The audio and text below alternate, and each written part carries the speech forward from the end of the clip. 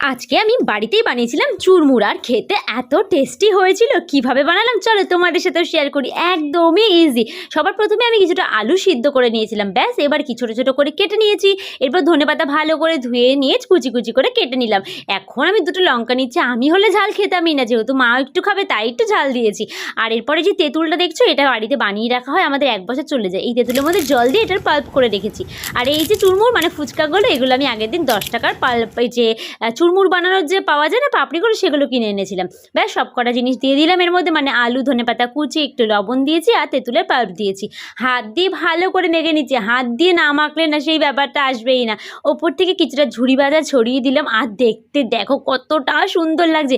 চলো এবার টেস্ট করে দেখি কীরকম হয়েছে খেতে। আমার তো দেখেই জিভে জল চলে আসছে।